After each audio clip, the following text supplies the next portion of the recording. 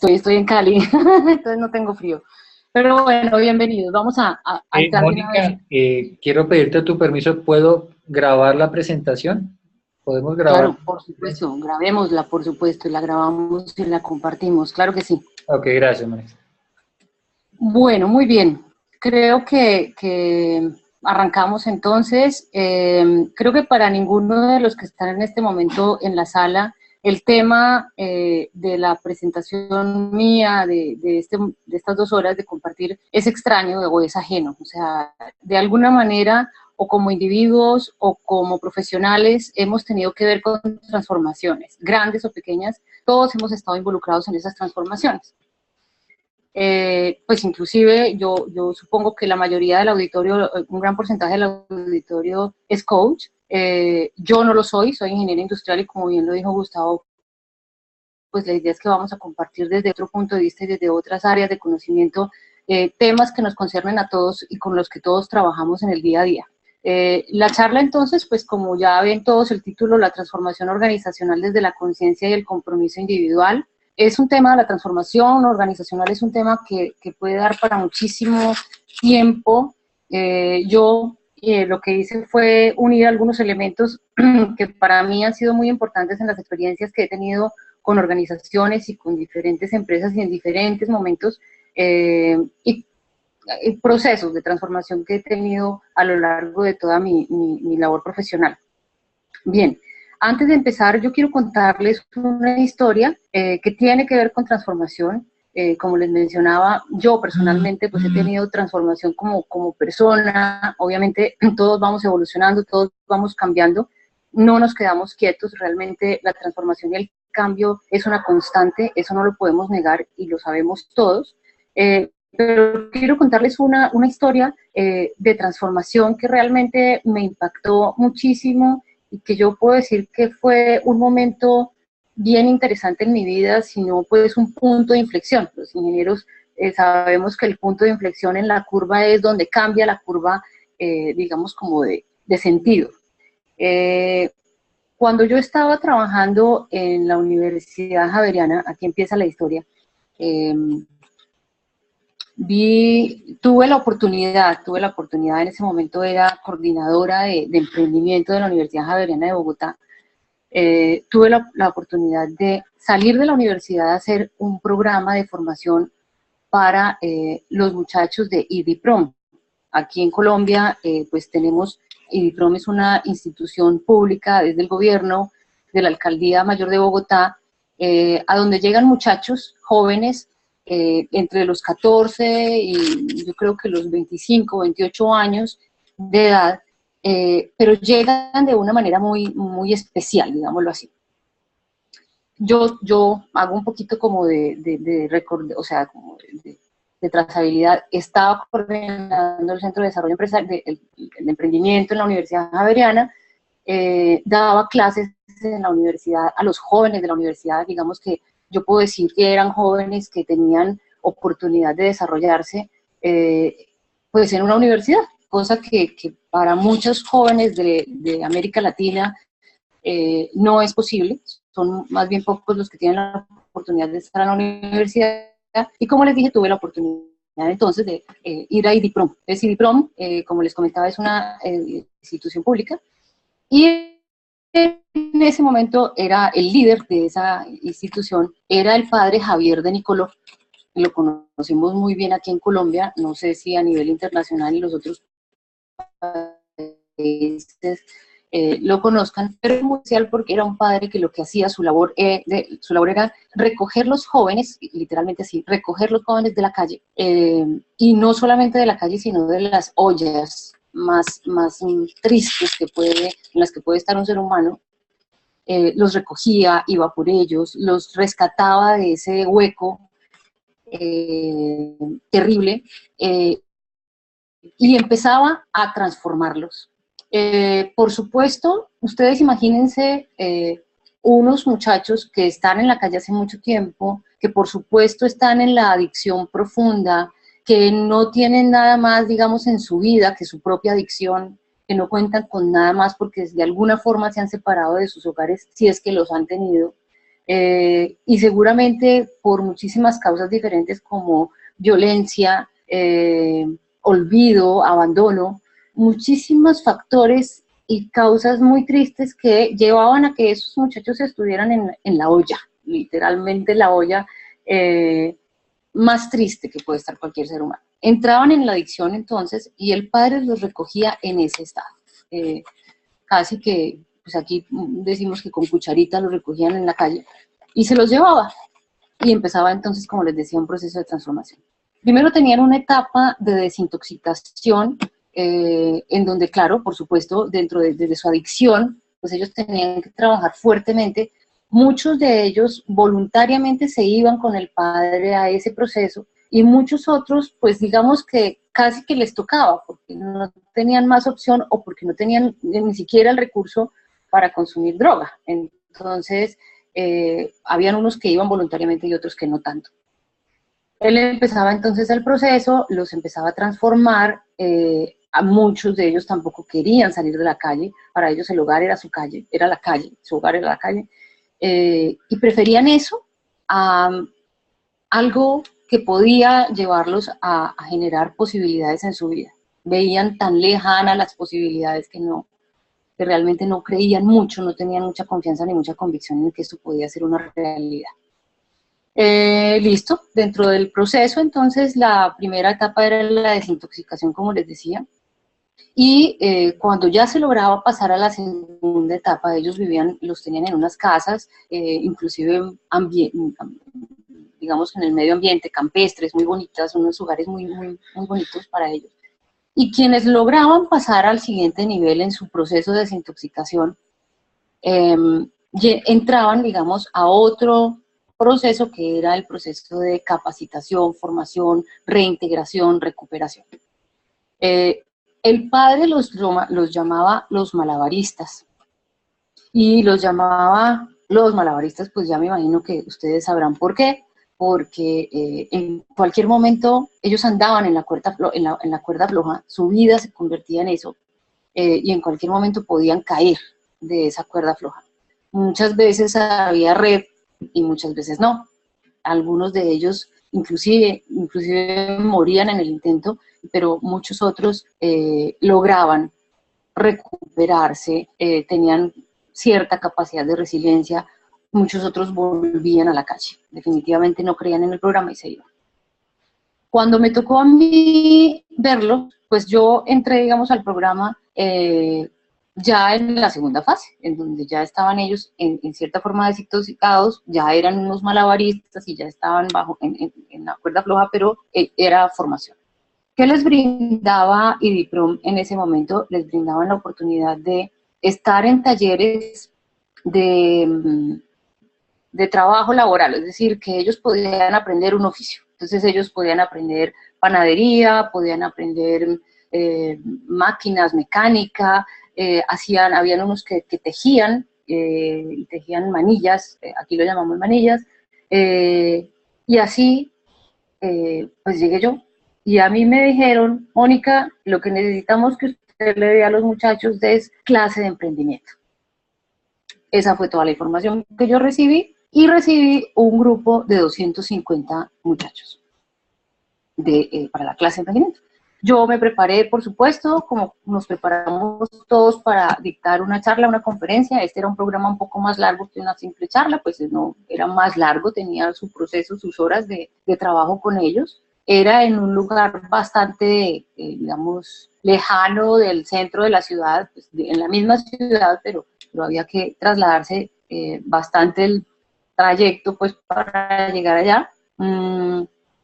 Y cuando yo entré al salón con mi preparación y con mi curso, y como, bueno, listo, vamos a emprender, y este discurso del emprendimiento y todo el tema, y me encontré con 250 muchachos a los que se les veía la vida en la cara. O sea, no había necesidad de mirarles nada más, claramente, porque se les veía literalmente las cicatrices, los ojos de estos muchachos tenían cierto brillo, pero ese brillo no era un brillo de ilusión, sino un brillo de por favor, haga algo que me sirva dígame algo que me sirva, consuéleme, deme alguna solución. O inclusive muchos de entrada decían, bueno, ¿cuánta plata nos va a dar? Yo decía, bueno, a mí nadie me dijo que yo tenía que traer plata pues para esto, yo tenía que formar solamente muchachos, pero claro, era el punto de vista de ellos. En fin, empecé mis clases, digamos, y tuve que ir varias veces, fui varias veces. Me agradaba muchísimo, muchísimo, muchísimo el espacio. Para quienes han dictado clase y han estado con grupos de jóvenes, saben perfectamente, bueno, de jóvenes y de viejos y todos, cuando estamos en la condición de estudiantes, estamos en una condición especial, no nos comportamos como estudiantes. Entonces, hay grupos, y todos sabemos que hay grupos, el grupo que se hace atrás, el grupo que no pone atención, el otro grupo, si lo podemos llamar grupo, de los que se duermen, asisten en primera fila y dicen con su actitud, a mí me importa 5 lo que usted está diciendo, pero pues yo tengo que estar aquí sentado, entonces yo me siento. Y así fueron pasando los días, no fue fácil entrar ahí, pero desde el primer día que yo entré a ese salón, no sabía cómo llegar a lograr de verdad en ellos algo, darles algo que les sirviera, que les ayudara, iluminarlos de alguna manera. Por supuesto, un poco arrogante y soberbia la posición de quiero iluminarlos, quiero transformarlos. Yo soy la que enseño, yo soy la que transformo. Eso se me fue bajando, esa arrogancia, esa soberbia, se me fue bajando porque quien salió transformada de ahí fui yo. Ellos fueron los que me transformaron con muchas cosas. A pesar de que no fue fácil la entrada, digámoslo así, y abrir unas diapositivas y empezar a mostrar diapositivas y empezar a mostrarles lo bonito que podría llegar a ser la vida y entonces empezar a decirles que las competencias emprendedoras eran orientación al logro, visión futura, sensibilidad social, bueno, qué sé yo, amplitud perceptual, todas esas cosas del discurso del emprendimiento, a medida que iban pasando los días ellos me iban enseñando cosas y yo me iba involucrando cada vez más con ellos. Tanto que terminé yo en la panadería, comiendo pancito con ellos, comprándoles sus manijas, jugando ping-pong, porque me gusta mucho jugar ping-pong, y entonces jugábamos ping-pong, digamos, en los recreos, y chévere, rico. Fue una experiencia fascinante, fascinante. Para resumirles la historia y entrar en materia, aunque estamos en la materia, después de un programa muy interesante de varias horas, en donde cada vez eran menos los muchachos que estaban dormidos, porque se dieron cuenta, porque primero yo bajé la guardia, bajé la arrogancia de creer que era la iluminada y que lo que iba a transmitir era luz, porque me igualé, digamos, de alguna manera con ellos, porque me puse al nivel de ellos, porque les empecé a preguntar sus historias, porque empecé a ver en ellos y a verlos de una manera diferente, no como los alumnos, o sea, los no iluminados, y empecé digamos, a disfrutar esa transformación en mí.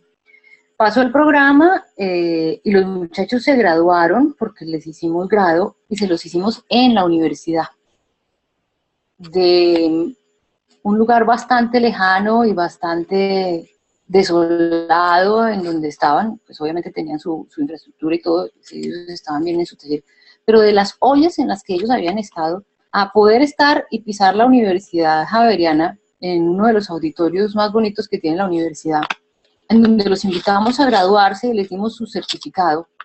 Yo me senté en la mesa principal con los demás, digamos, como con las demás personas de la universidad que estaban, pues, que tenían que estar en la mesa principal. Estaba obviamente el padre, estaba él.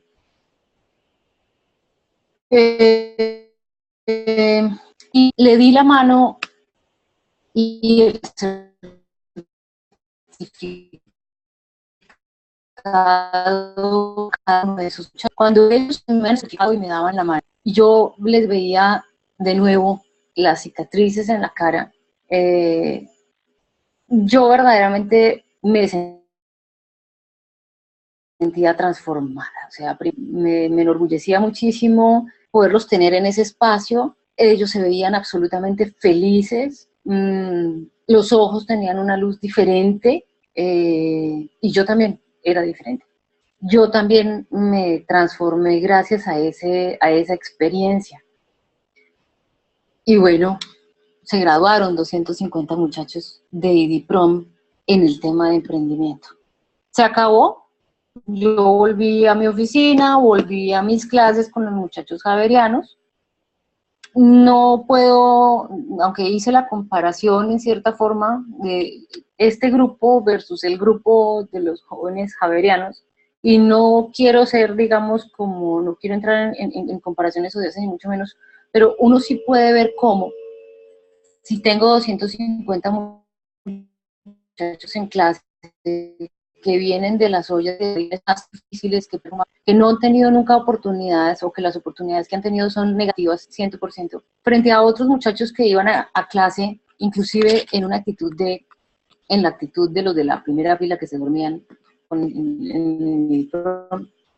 Y uno decía, ¿cómo es?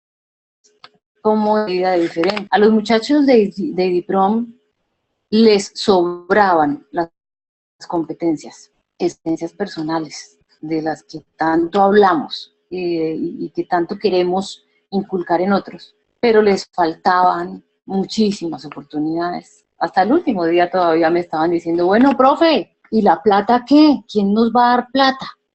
Y yo, pues, en el momento yo solamente podía decir, yo vengo a enseñar cositas y a compartir aquí con ustedes, pero sí me quedaba la inquietud de ¿para qué les estoy enseñando? ¿Cuál es el verdadero sentido? ¿Qué estoy aquí haciendo? ¿Transformando qué? No porque la plata fuera el fin, ni mucho menos, sino que ¿dónde estaba la oportunidad? Y entre tanto, los jóvenes javerianos, que digamos tienen una oportunidad más clara, tenían la plata, o de sus papás por lo menos, pero por lo menos sí podían ir a la cafetería y comprarse un sanduchito.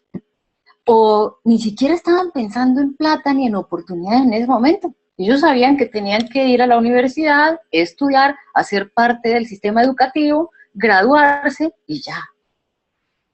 Diferentes. A esos muchachos les sobraban, si lo podemos llamar así con respecto al otro grupo, las oportunidades, pero les faltaban las competencias. Y por supuesto, en la diferencia de los dos grupos, la transformación es diferente. Es totalmente diferente. Esa fue la experiencia que, como les dije, marcó un punto de inflexión en la curva de mi vida, generó un cambio y una transformación en mí, y a partir de ese momento he tenido en el corazón la inquietud de cómo se puede transformar almas, pero al mismo tiempo cómo se puede generar oportunidad para que quienes de alguna forma quieren cambiar y quieren transformarse puedan seguir el camino, y que a pesar de que se caigan como los malabaristas de los que hablaba el padre, vuelvan a subirse a la cuerda. Y si vamos a ver, todos la mantenemos en esa cuerda floja y todos nos caemos en ciertos momentos de la vida. Algunas veces nos dura más ratico la cuerda, nosotros arriba de la cuerda, y otras veces nos caemos y duramos más tiempo en el piso. Ok, la invitación que les hago hoy es precisamente a que miremos un poco de todo eso, de esa experiencia que hemos tenido. Yo quiero compartirles la solución, eso espero, aunque aquí no parece, pero lo que quiero es compartir y compartir con ustedes. Esa es una experiencia social. He tenido otras experiencias empresariales que también les voy a compartir. Bien, vamos entonces a preguntarnos qué es lo que hace que un sistema, que una organización se transforme. Todos sabemos claramente, esto no es una novedad, que las organizaciones están hechas de seres humanos. Creo que tengo dos chats. Ah, bueno, qué bonito. Bien, por ahora no tengo preguntas, me imagino, me las harán ahorita, entremos en el tema y me las pueden ir escribiendo en el chat y ahorita las compartimos. Bien, entonces, siguiendo con este tema, lo que hace que transforme las organizaciones, pues es lo que hace que los seres humanos transformen a las organizaciones. Es decir, sabemos que las organizaciones están hechas de seres humanos, el problema es que se nos olvida, y se nos olvida muy fácilmente. Cuando entramos a una organización a que se transforme, pensamos en muchos elementos, la estrategia, los procesos, las tareas, ojalá saquen el jefe, es que la señora, pensamos en muchos elementos, pero resulta que es que la esencia está en el ser humano. Y entonces, entrando en materia, yo les pregunto, ¿cambiar o no cambiar? ¿Es esa la cuestión? ¿Es eso realmente lo que debemos preguntarnos, si cambiamos o no cambiamos? Yo sé que la foto está un poquito trágica, pero tiene mucho que ver con lo que vamos a ver en este próximo hora y media que ya nos queda. Y entonces yo me puse a mirar estadísticas. Llevo mucho tiempo trabajando con el tema emprendimiento, con el tema empresarial. Eh, Tengo una mezcla chévere entre la academia y el sector empresarial, entonces también me doy cuenta de muchas cosas. Y mirando estadísticas colombianas, pensemos en que quien está ahí es una organización. Y para nada es un misterio tampoco que en Latinoamérica somos muy emprendedores, pero también las organizaciones se mueren rápido, rápido. Les voy a mostrar entonces números. En Colombia se crearon en el año, estos son estadísticas del año 2014, se crearon 275.000 empresas en un año. Y uno dice, uy, Colombia es un país emprendedor y sí, estamos en el segundo o tercer puesto, según el GEM, el Global Entrepreneurship Monitor, que es, digamos, el que nos mide a los emprendedores. Y entonces dice, no, chévere ese número, 275.000 empresas. Pero en ese mismo año tuvieron que cerrar 89.000. Eso corresponde a una tercera parte, como para ahorrarles las cuentas, corresponde a una tercera parte. Entonces, pues sí, estamos creando 275.000, pero estamos matando, digámoslo así, o se están muriendo 89.000. Otra cifra que me parece interesante, porque pues eso no nos dice mucho, uno dice, bueno, sí, lástima, se cierran. Pero pensemos cuántos seres humanos trabajaban en esas 89.000 empresas, y la estadística dice que eran 30.687 empleados de esas 89.000 empresas. Si uno hace el cálculo, pues uno dice, no, pues la verdad que si uno divide 89.000 entre 30.000, pues qué pena, soy ingeniera aquí, entonces con los números me gustan los cálculos, pues más o menos son en promedio 3, 4 personas eh, por empresa, entonces son empresas chiquitas. Sí, puede ser que uno puede decir, sí, son chiquitas, entonces debe ser que como estaban en los 3 primeros años de emprendimiento, entonces entraron en el Valle de la Muerte y el Valle de la Muerte acabó con ellas. Pues de malas no tuvieron financiación y entonces uno empieza a ver miles de justificaciones. Entonces la globalización, la competencia, los monstruos empresariales y todo el cuento. Y el último dato de esta diapositiva. Cuando yo acabe de hablar con ustedes, cuando acabemos esta conferencia, se van a haber cerrado el día de hoy, según esta estadística, 243 empresas. Hoy, el día de hoy se van a haber cerrado 243 empresas. Se cierran 243 empresas diarias.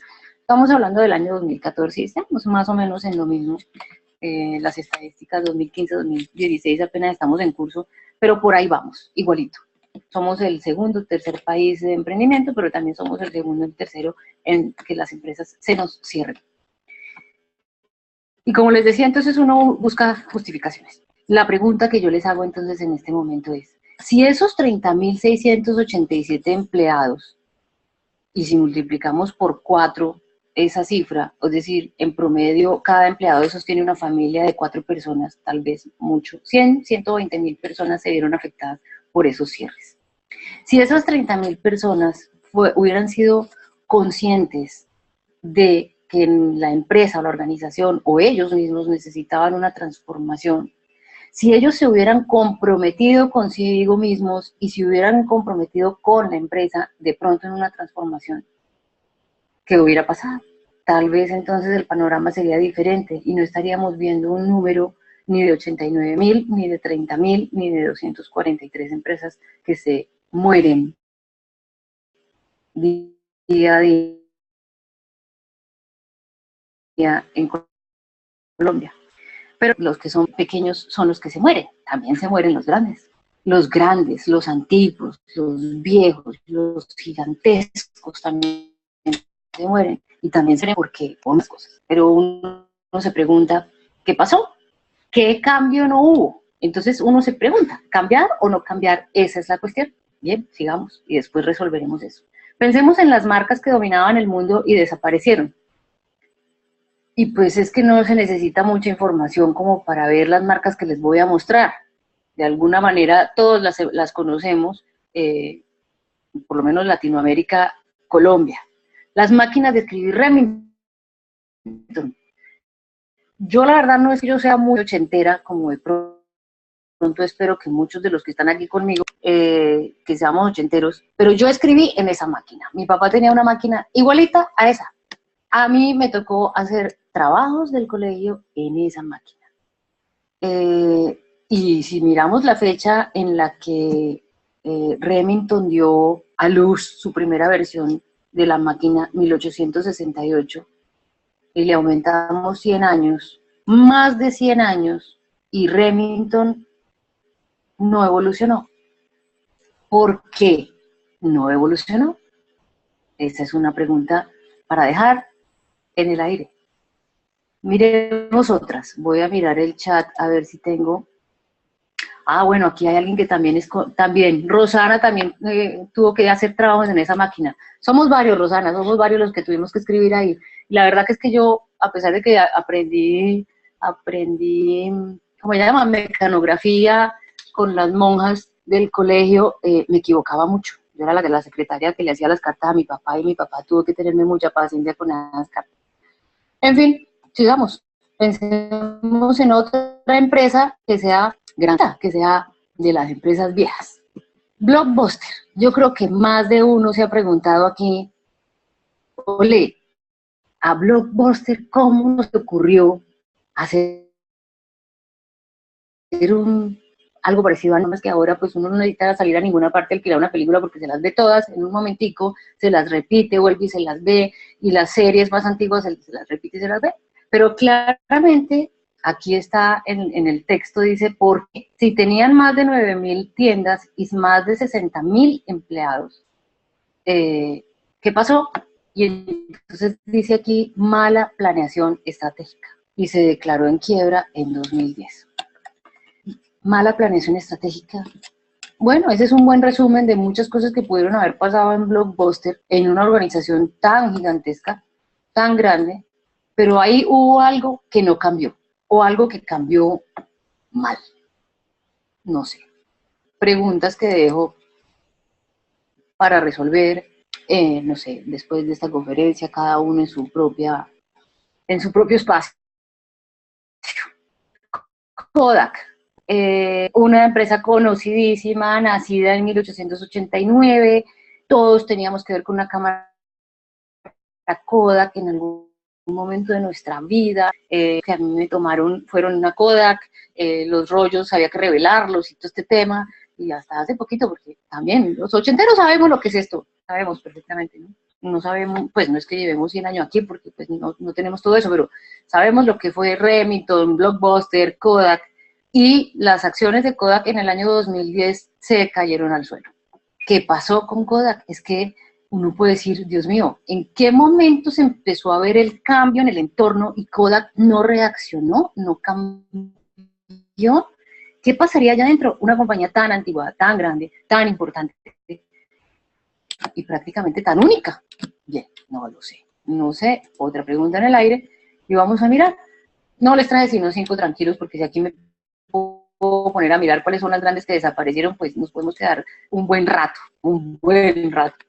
Bien, ok, miremos entonces esta empresa, General Motors, una compañía de más de 100 años, y claramente está que fue una de las cartas más importantes de la historia. Y fíjense en el letrerito amarillo, en la parte amarilla dice falta de atención a sus propios clientes y falta de inversión en productos más innovadores. Increíble.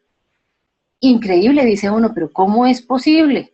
Pues sí, ahí hubo algo que no se transformó o que se transformó al lado que no era. Sencillo. Y la última de las que murieron, Napster, que empezó como una empresa pequeña en las aulas de Boston, que uno dice, bueno, aquí salen muchos emprendedores en las universidades y que tienen unas ideas increíbles, pues no más Facebook, por ejemplo, y muchas otras tantas, pues, que están en furor. Y crearon un concepto para compartir archivos en formato MP3 bajo el sistema conocido como punto a punto.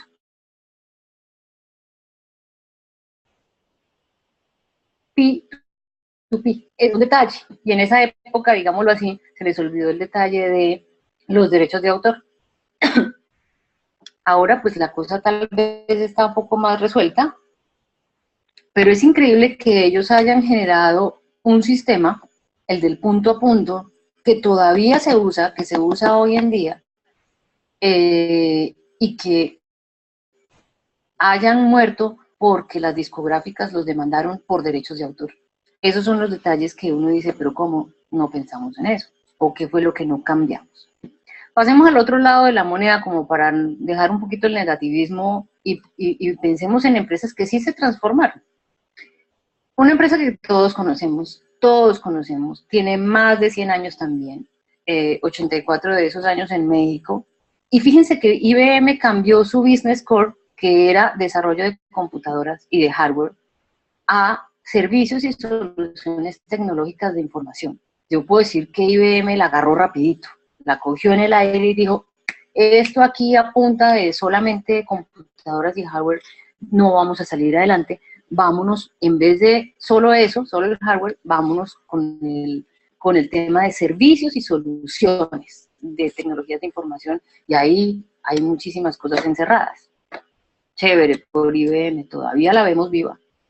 Otras que son nuevas, relativamente, porque tampoco mucho, pero que tuvieron una visión. Google, prácticamente Google se volvió, es realmente nuestro gran buscador y nuestra gran compañía de publicidad y de muchísimas cosas. AdWords es precisamente una aplicación para generar publicidad para todas estas cosas que estamos haciendo virtualmente.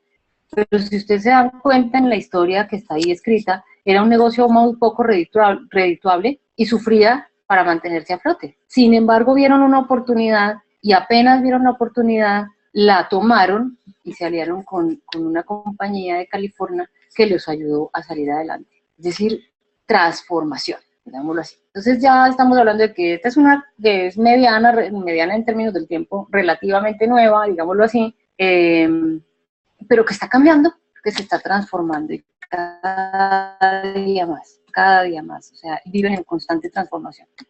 Amazon, yo creo que aquí el 90% de los que me están escuchando han comprado por Amazon, y es fantástico, o sea, cuando empezó Amazon, que también, pues, me tocó a mí y a ustedes, también no van a decir que yo soy la más vieja, pero cuando empezó Amazon, uno decía, uy, pero comprar por internet, no sé, a mí eso como que no me da confianza, como que sí, pero no. Y ellos empezaron con libros, empezaron solamente con el tema de los libros, y cambiaron y empezaron a seducir, como dice el texto, a los clientes y a decirles, venga, aquí sí se puede comprar, y se enfocaron en entregar los productos rápidamente y con precio bajo. Fíjense que esos dos elementos ayudan a generar confianza. Uno dice, venga, tranquilo, yo le cobro barato y le doy la confianza de que le entrego el producto rapidito, y en la medida que va pasando la estrategia, muy seguramente ya no tendrán el precio más bajo en todos los productos.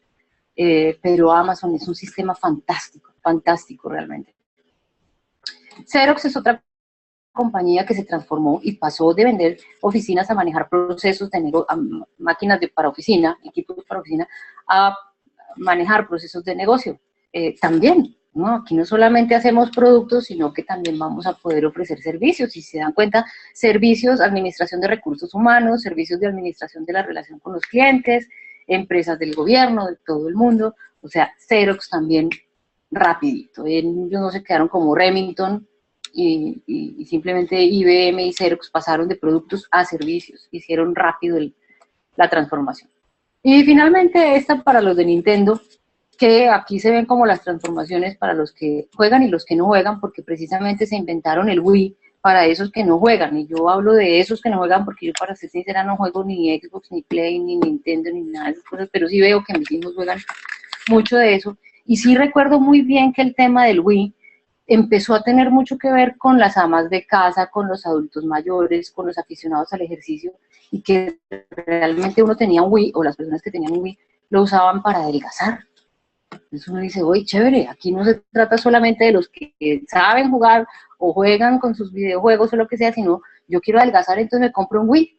Entonces también se transformaron. Esos son ejemplos que les traigo simplemente como para que veamos que el tema de la transformación tiene que ver con todos, con grandes, con pequeños, con viejos, con jóvenes, y que es el tema que tenemos que empezar a trabajar de una manera más consciente y con mayor compromiso. Entonces seguimos con la pregunta de si ser o no ser, cambiar o no cambiar.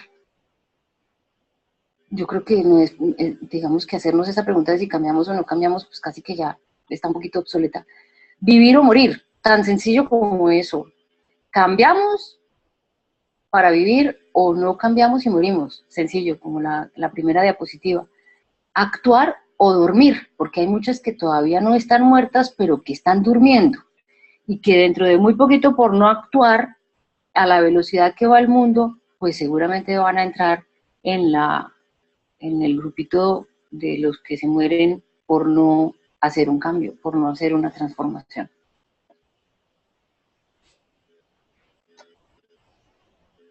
Bueno, aquí me está diciendo Luis Miguel Morales que hoy en día Nintendo se está quedando rezagado frente a PlayStation y Xbox justamente por no transformar. Sí, señor, así es. Muy bien. Jorge me dice, pensaron en forma lineal y no se dieron cuenta que el cambio estaba siendo exponencial. Exacto, no podemos hacer nada, la velocidad, el mundo va a la velocidad que va, punto, nos guste o no nos guste.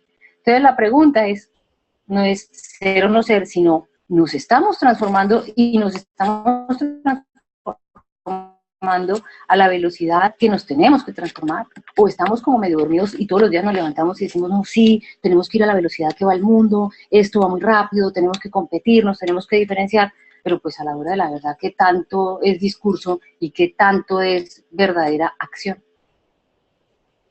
La pregunta entonces, seguimos con las preguntas, y pues como todos ustedes son coach, pues saben perfectamente la importancia de las preguntas, y eso está muy bien, porque uno hace preguntas de estas en las empresas y ellos se quedan mirándolo a uno fijamente. Uno dice, bueno, listo, es que, vamos, Mónica, vamos a cambiar la estrategia, queremos generar una nueva estrategia. Ok, listo, ¿y para qué? Y entonces ellos lo miran a uno como quien dice, pero ¿cómo así? ¿Usted por qué me hace esa pregunta? Usted no es la que sabe. No, yo no. Usted es el que tiene que saber para qué quiere cambiar la empresa, la estrategia de la empresa. Y se nos olvida que necesitamos transformar con un propósito.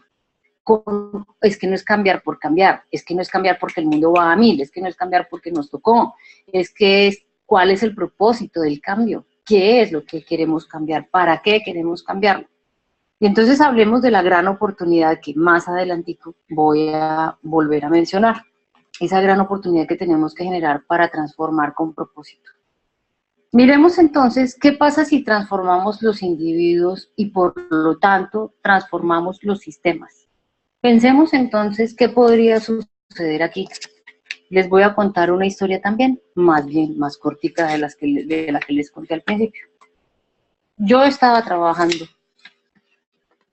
como coordinadora del Centro de Desarrollo Empresarial, esta vez no de la Universidad Javeriana, de otra institución educativa muy prestante aquí en Colombia, y llegaron en algún momento dos mujeres, dos personas muy queridas ellas, y me dijeron, Mónica, nosotras trabajamos en el IPES, el Instituto para la Economía Social, ese también es una entidad pública aquí en Colombia, que también es pues de la alcaldía, y tenemos un tema. Resulta que aquí en Colombia, en Bogotá específicamente, en algún momento se generó una ley para que los vendedores ambulantes, las personas que se ubicaban en cualquier parte de la calle a vender sus cositas, pues no estuvieran por ahí regados en todas partes. Entonces generaron algo que se llamó las zonas de transición.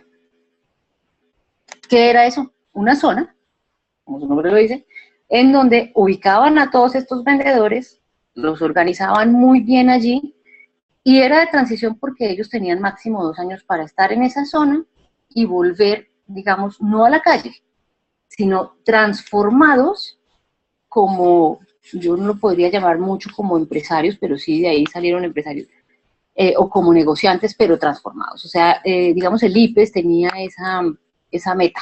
En 2 años estas personas entran a la zona y salen de la zona transformados para que puedan ser autosostenibles y seguir. ¿Cuál era el problema más grave, más grande, digamos, que del IPES en ese momento? Era que la gente quería capacitarse y formarse, pero tenían que escoger entre vender para el mercado diario, para la leche, para el pan, para los huevos, para alimentar a sus hijos, o irse a recibir una capacitación sobre cómo vender más. O sea, ellos sentados en el salón y uno dándoles una capacitación sobre cómo vender más. Eso era más o menos como simpático el tema. Entonces, buscamos la forma de hacer un cambio desde el tema de los individuos. ¿Cómo generábamos ese cambio para que ellos realmente fueran? Teníamos que transformar algo con ellos. Y lo que transformamos fue, pues, el tema de Mahoma y la montaña. El tema de Mahoma y la montaña era, bueno, pues si ellos no se pueden salir de las zonas de transición porque dejan de vender, y dejar de vender significa dejar de llevar el mercado a la casa, pues vamos nosotros a darles la clase en la zona. En la zona, como les digo, no era un salón de clase, era la calle organizadito, en una zona. Muy bien, súper chévere la idea, fantástico, buenísimo, no, Mónica, maravilloso, es el programa que necesitábamos, buenísimo. Entonces, teníamos que generar a partir de ahí muchas cosas que se transformaran. Empecemos por los docentes. Entonces yo decía, bueno, no, listo, tenemos un grupo de docentes, todos son emprendedores y todos son súper chéveres, súper queridos, y los cité a todos y entonces les conté el proyecto y les dije, bueno, entonces vamos a empezar con esto, con el IPES, eran 600 vendedores ambulantes de la zona de transición. Y tenían que recibir clase durante 1 año, porque había que certificarlos como técnicos, digámoslo así. Ese era el reto, chévere, bonito, ¿no? Y entonces decimos, ¿qué hacemos? Y empezaron los profesores a decir, Mónica, lo que pasa es que yo no puedo dictar clase en la calle porque es que a mí me hace daño el polvo. Mónica, es que yo no puedo porque es que si llega a llover y a mí se me encharcan los zapatos y este es el único par de zapatos que tengo y yo no. Mónica, es que yo trabajo en el norte, no en el sur. Mónica, y esto empezaron los peros, bueno, no, eso era una cosa muy horrible. Y resulta que es que el problema no era transformar a la gente que iba a tomar la clase, sino transformar a la gente que iba a dictar las clases. Y eso fue bien complicado. Pues por supuesto lo que transformamos ahí, porque el tiempo no nos dio mucho, no fue solamente los que más o menos estaban como en la cuerda floja, para hablar de cuerdas flojas, y dudaban de si será que sí, será que hago esta labor prácticamente social, pues no era social porque se les pagaba, claro, pero esto de dictar clases en la calle pues era ahí bien interesante. Y logramos generar un equipo bien chévere y logramos generar el programa y transformamos de alguna manera el sistema, es decir, ¿el sistema de qué? De dictar clase en un aula, de dictar clase con un tablero, de dictar clase en silencio, de todos me ponen atención, yo los ilumino a ustedes, ustedes son los que escuchan, bla, bla, bla. No, vámonos para la calle y enseñémosle a vender más vendiendo. Enseñémosle a organizar su stand y su negocio en el negocio. O sea, realmente se hizo un cambio y una transformación del sistema. Y el letrerito que yo les tenía aquí, que se me salió ahorita, que es la transformación para todos y todos para la transformación.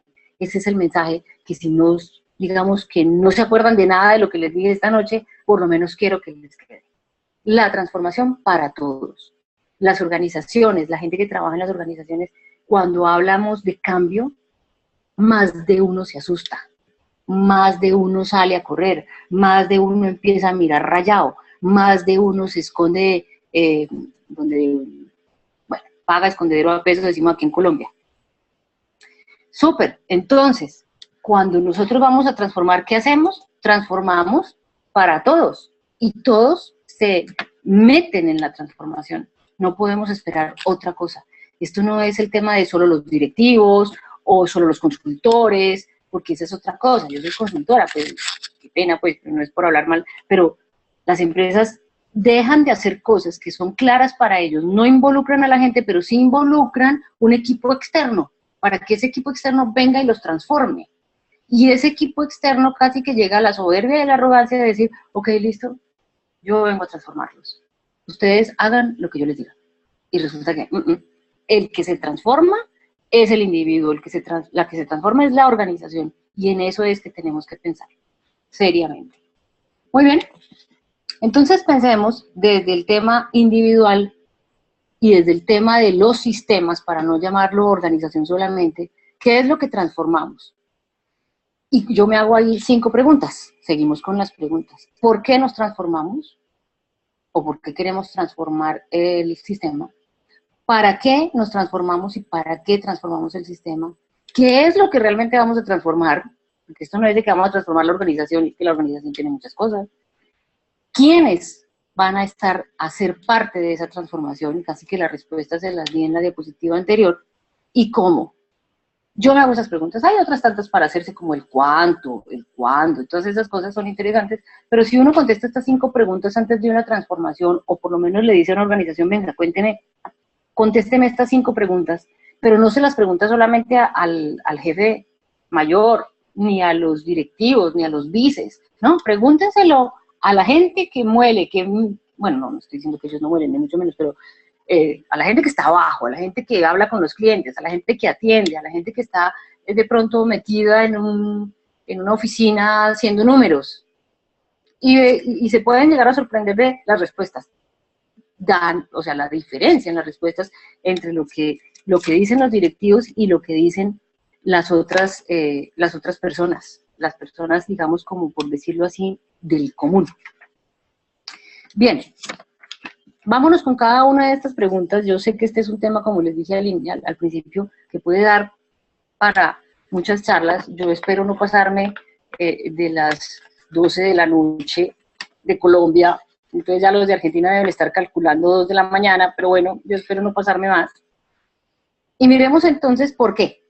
Preguntémonos, pero a nivel de individuos y a nivel de organizaciones. Hagamos la pregunta doble. ¿Por qué nos transformamos como individuos o se transforman las organizaciones? Y yo creo que esto que voy a mostrar es muy conocido por ustedes. Puede ser, y lo primero es que nos llegue un estímulo. Algo pasó, o algo está sucediendo. Observamos el entorno, no sé, algo nos iluminó, llamaron al jefe a decirle que si no hacemos algo vamos a quedar por fuera del mercado, bla, bla, bla. Y entonces tenemos una percepción de un estímulo que puede ser para nosotros positivo o negativo. Después viene la interpretación y entonces decimos, bueno, ¿esto qué será? ¿Esto será una oportunidad o será una amenaza? Y cuando estamos hablando de cambios de transformación son muchos los que interpretamos amenaza.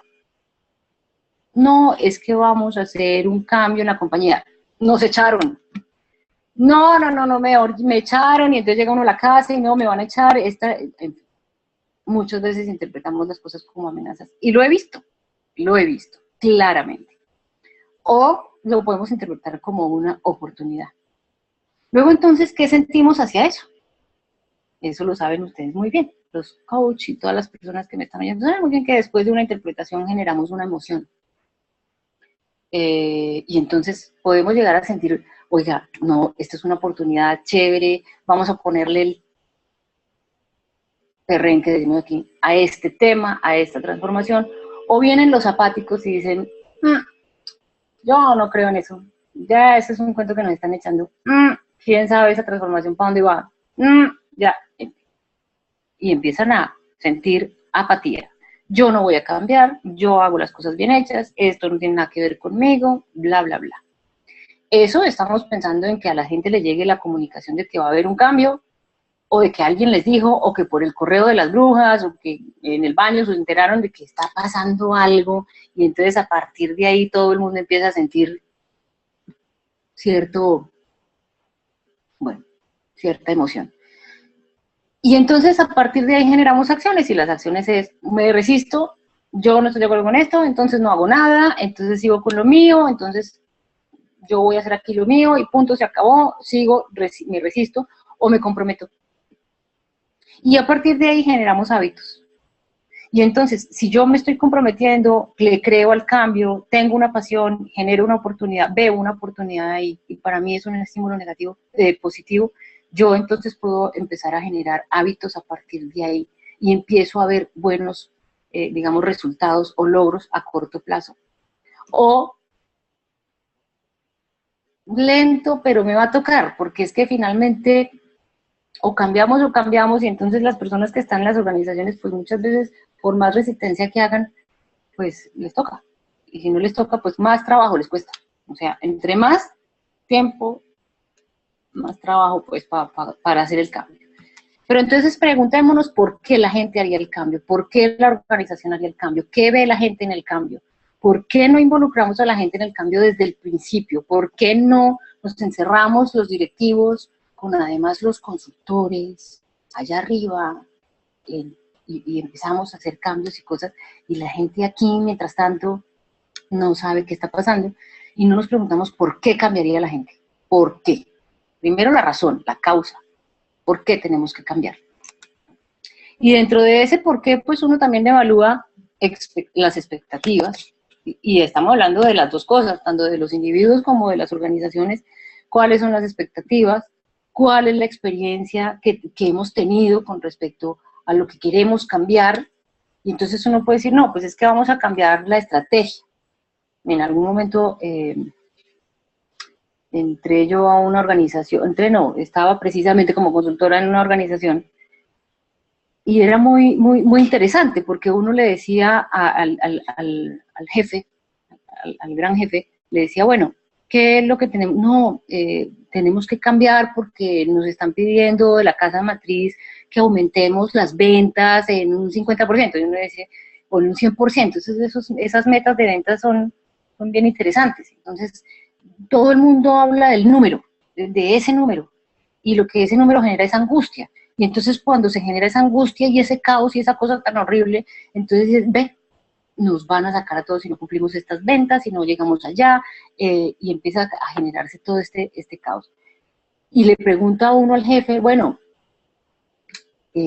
¿por qué? Y él dice, no, porque sí, porque la caja matriz dijo, y a mí me toca vender todo lo que dice ahí, y si no, pues bien, ya sabemos cuáles son las consecuencias, pero no miramos claramente qué es eso que nos está causando que de pronto no estemos llegando al punto que tenemos que llegar o que no obtengamos los resultados que tenemos que tener. Y yo no estoy hablando solamente en términos de números.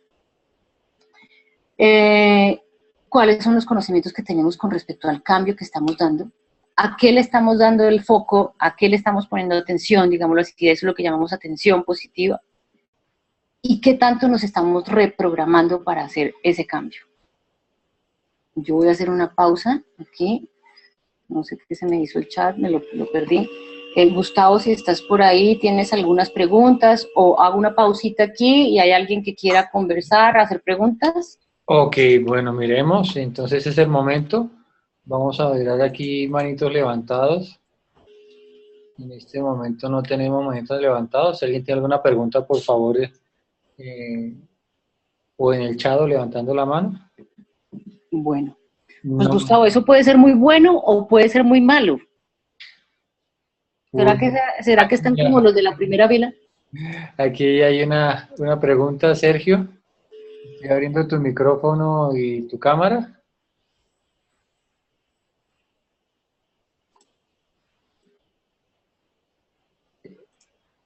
Sergio, ¿te escuchamos? Hola Gustavo, la pregunta básica era ¿qué tan conscientes son los directivos de ese proceso del cambio? No la reingeniería per se que vemos en muchas organizaciones. Bueno, muy bien, Sergio. Gracias por la pregunta. Pues esa es una muy buena pregunta, como las que nos estamos haciendo hoy. ¿Qué tan conscientes, en mi experiencia, en las experiencias que yo he tenido, hasta dónde podemos hablar de conciencia? Puede ser que ellos digan, sí, tenemos que cambiar, hay algo que tenemos que transformar, esto no nos está funcionando, pero de lo que no hay conciencia claramente es de por qué, para qué, quiénes y cómo. De eso no hay conciencia, y mucho menos hay conciencia de que quien genera el cambio no son los directivos que bajan el cambio, digamos, sino el resto de personas que hay en la organización. Entonces, si tú a mí me preguntas qué tan conscientes, mi experiencia claramente es no mucho. Aunque como ingeniera me gustaría darte un número, no te lo puedo dar, pero en la experiencia me ha dicho que la conciencia más bien es poca en términos de esas 5 preguntas. Que sí pueden creer que hay que cambiar, sí, pero la respuesta a las 5 preguntas no la tienen nada clara, nada clara. Sergio, no sé si contesté tu pregunta o si tengo otra preguntita, Gustavo.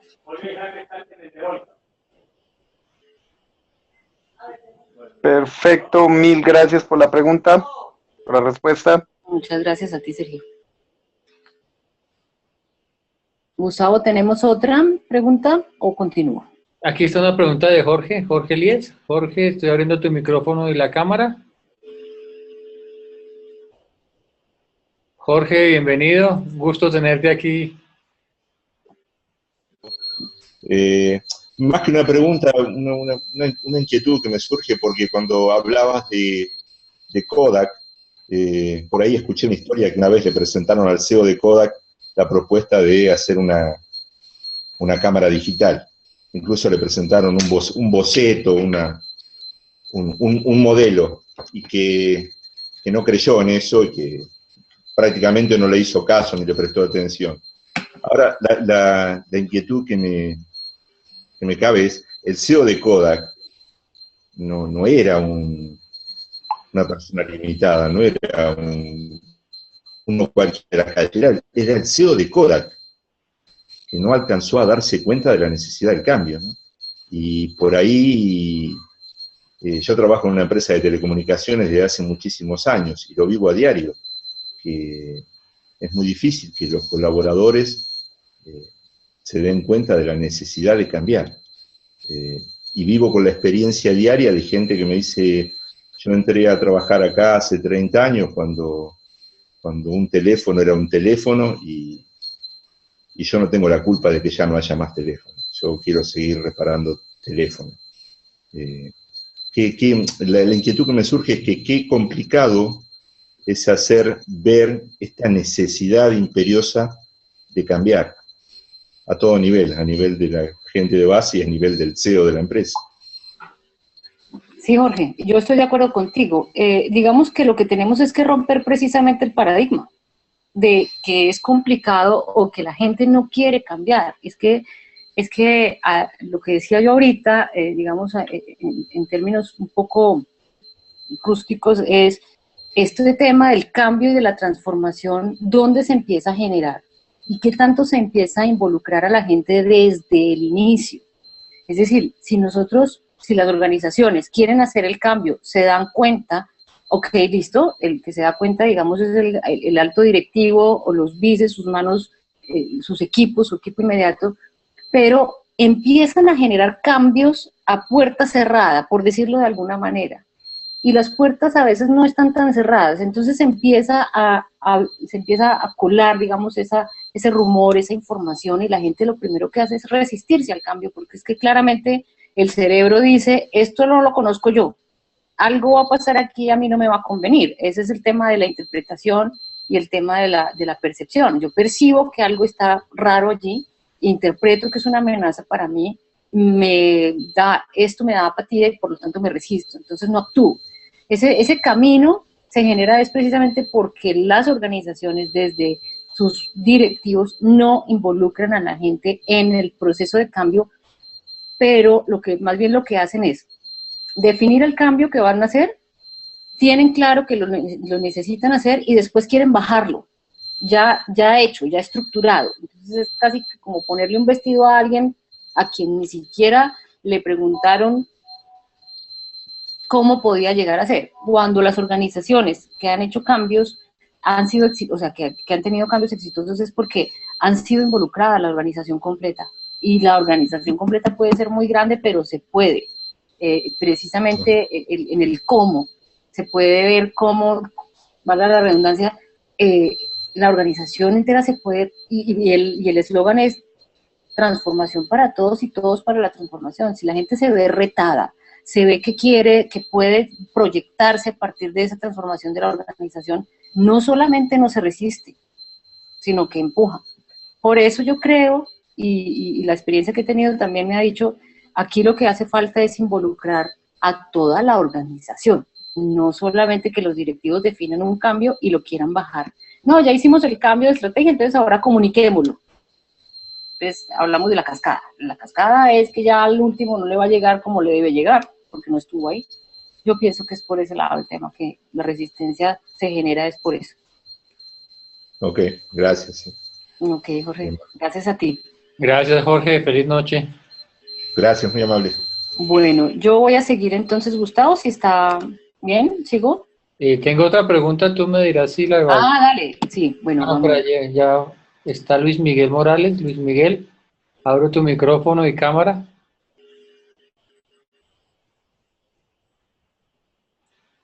Luis Miguel, bienvenido. Muchas gracias, Gustavo. Mónica, muy interesante todo lo que cuentas.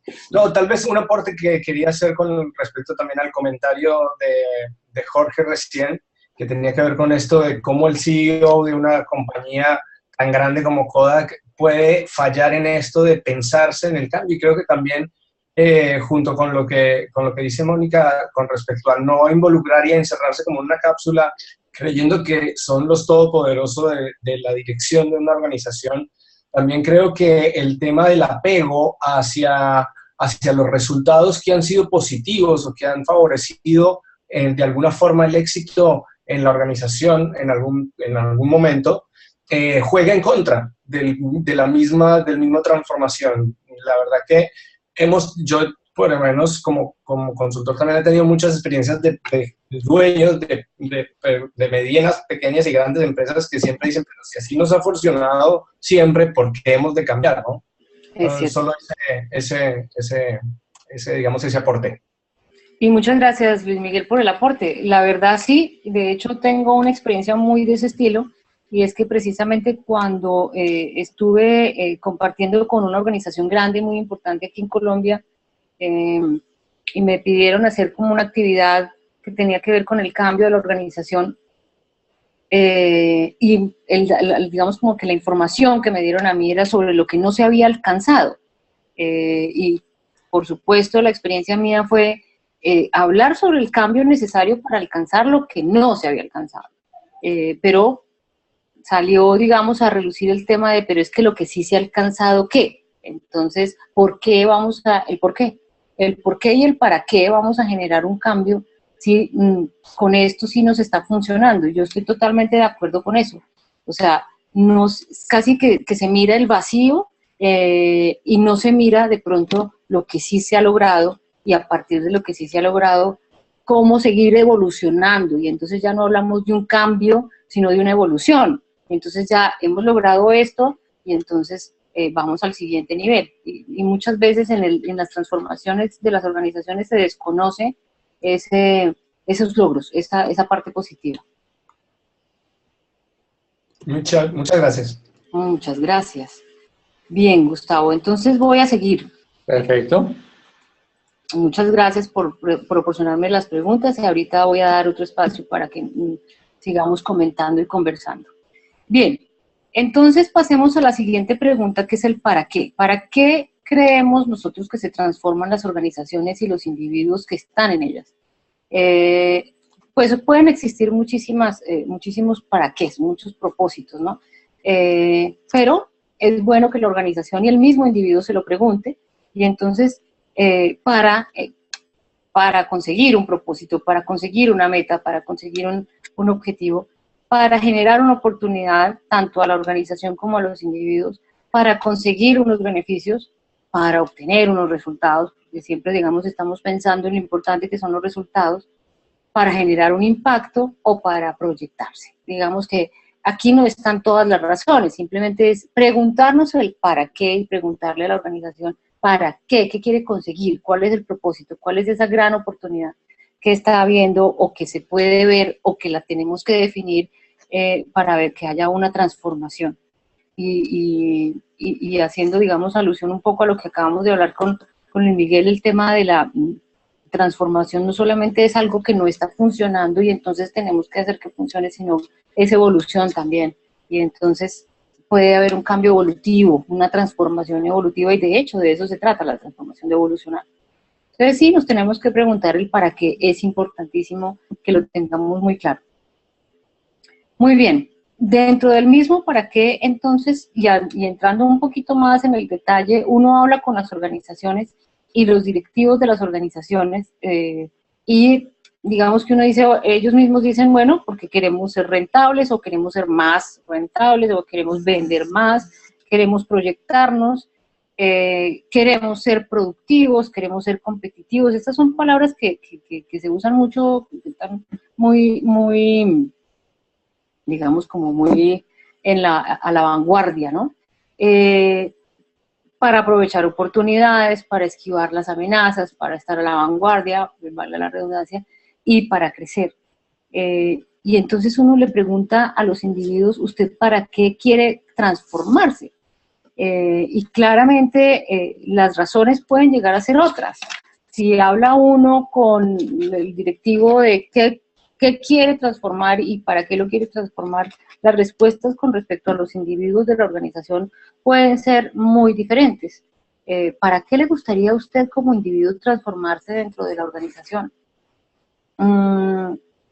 Leyendo en diferentes, digamos, artículos y textos interesantes de empresarios, y digamos que hay quien clasificó como en cuatro grupos un poco el para qué, que está un poquito mezclado con el por qué, para qué y por qué se transformaría también un individuo específicamente, y podemos hablar que los individuos tenemos una necesidad de amor y de pertenencia. Es decir, cuando no nos sentimos amados, cuando no nos sentimos amados, o cuando no nos sentimos que pertenecemos y no nos sentimos comprometidos, empieza a generarse esa incomodidad, esa amargura, esa angustia, esa tristeza, y cambiamos porque tenemos esa necesidad, digamos, de amor y de pertenencia. Aunque muchos no cambian, así no tengan, aunque tengan la necesidad, no cambian, ahí se quedan. Otro, digamos, grupo de necesidades o de, digamos, como de características de para qué cambia un individuo es el deseo o el interés en uno mismo. Es decir, yo quiero crecer como individuo, yo quiero desarrollarme como persona, yo quiero desarrollarme como profesional. También puede ser acelerar el desarrollo personal. Cada persona dice, bueno, yo ya llevo aquí tanto tiempo. Hay quienes pues, se pueden quedar en una organización 20 años y está muy bien, claro, y dentro de la organización van creciendo, pero hay quienes dicen, ok, listo, yo quiero desarrollarme y entonces estudio un poco más y quiero proyectarme y tal. Y la última es para tener un mañana mejor y por el que vale la pena luchar. O sea, yo creo que eso lo sentimos todos los individuos, esas cuatro cosas las sentimos en un momento dado todos los individuos, y si uno logra que lo que hablaba ahorita Jorge, que se involucrar a los individuos de la organización en que los para qué y los por qué de ellos tengan una conexión con el para qué y el por qué de la compañía, pues se puede llegar realmente a una transformación que logre personas comprometidas y felices en las organizaciones. Es un reto, claro, por supuesto, no es que sea simplemente el discurso y ya lo vamos a lograr, es un proceso y en el proceso pues encontraremos muchos obstáculos, pero definitivamente se tiene que haber un enlace entre las dos, entre digamos como los dos para qué, el para qué de los individuos y el para qué de las organizaciones. Eso lo vamos a ver exactamente en este punto, teniendo en cuenta la razón, la causa, y teniendo en cuenta, digamos, el impacto, el efecto, o sea, el por qué y el para qué. Pensemos en el qué, y no siempre tenemos que transformarlo todo. No siempre el cambio, la transformación tiene que ser gigantesca, ni bueno, mejor dicho, no, podemos ir cambiando cosas, podemos ir generando transformaciones poco a poco. Pero sí tenemos que tener en cuenta claramente entonces los mismos dos lados de la moneda, los individuos y la organización. ¿Y eso cómo se ve? Si tenemos el tema organizacional y queremos generar una transformación, pues nos preguntamos el propósito de esa transformación, lo que ya veníamos diciendo. Generamos una conciencia organizacional. Supongamos que entonces esa conciencia, como lo hablábamos ahorita con el tema de Kodak, es una conciencia en donde el directivo sabe perfectamente y es consciente, y la pregunta que antes nos hizo Sergio de qué tan conscientes pueden llegar a ser de que hay un cambio, y se puede generar a partir de un propósito una cierta conciencia a nivel organizacional, digámoslo así.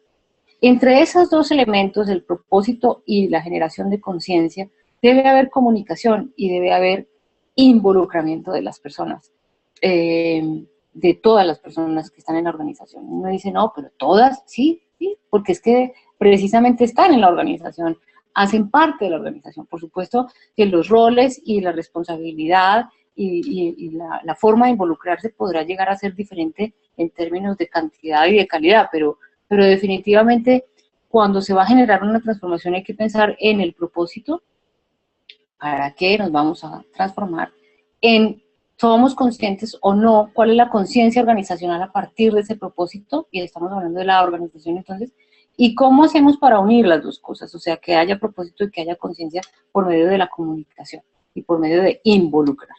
Después de la conciencia, entonces, ya con un propósito hay una conciencia, por lo tanto se debe generar una cultura de cambio o de transformación, y para lograr eso, entonces ahí pensamos en los procesos y en el mejoramiento continuo. Eso es evolución, transformación. Y si ven, entonces todo el dibujo está muy bien en el tema organizacional, pero ¿dónde están los individuos que pertenecen a esa organización? Y entonces tendríamos que pensar en esas mismas tres cosas. ¿Cuál es el propósito individual? ¿Qué es lo que verdaderamente le atraería a alguien en la organización de ese cambio? ¿Qué le atraería?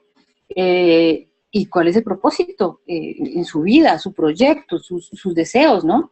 Pues igual, no podríamos entrar a detallar al punto de, bueno, cada uno preguntémosle, no, pero sí tenemos que estar alineados, y si no, no va a haber una transformación que sea real. Puede haber una transformación temporal, de corto plazo, pero no real. Sí tenemos que tener una homologación o una coordinación o una coherencia entre esos dos propósitos, y esa coherencia se da por los valores y por los principios, tanto organizacionales como individuales. Si mis valores y mis principios no están de acuerdo con lo que la organización tiene como valores y principios, pues no hay cambio que sirva. O sea, ni yo voy a apoyar el cambio, ni el cambio me va a apoyar a mí, ni la transformación va a ser para todos, ni todos vamos a hacer para la transformación, porque no nos vamos a salir de la mentira que nos estamos, digamos, echando en términos de, bueno, no, el valor de la organización va por un lado y los otros valores, y los valores míos van por otro lado. Entonces, sí debe haber una coherencia y una consecuencia entre los propósitos, tanto organizacionales como individuales. Lo mismo que en términos de la conciencia. La conciencia, ¿qué tan conscientes somos? Y estamos hablando de ese tipo de conciencia. ¿Qué tan conscientes es el individuo de que realmente la transformación va a ser algo positivo para él, en su carrera, en su desarrollo personal, en su necesidad de pertenencia y de afecto, en los 4 puntos que les acabo de mencionar sobre qué es lo que nos importa a los individuos y para qué nos transformamos? Y entre el propósito y la conciencia debe haber un autoconocimiento, un proyecto de vida. Muchas veces le pregunta a uno a las personas, bueno, ¿y cuál es su proyecto de vida? ¿Qué tanto se conoce? Y pues más bien le pasa como a aquel gerente que le pregunta a uno, bueno, ¿y para qué va a transformar la estrategia? No, pues no lo tengo muy claro. Entonces, el autoconocimiento y el proyecto de vida de cada uno es importantísimo en ese, digamos, en todo este proceso de transformación. El tema de la cultura